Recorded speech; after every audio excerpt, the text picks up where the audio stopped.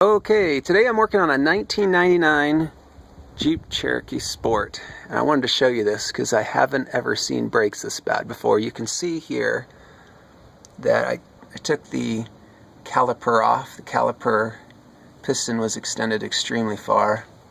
You can see here that there's tons of grooves in the rotor, but that's not the cool part or the insane part. What the insane part is this.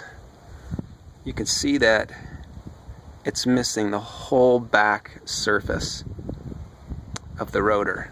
Now if you compare that to the new one's right here. Look at this. Look at that. Look how much is missing. That's what I wanted to show you. It sounded, I actually test drove it before I lifted it up the other day, and man, it sounded horrible, but I had no idea it was this bad.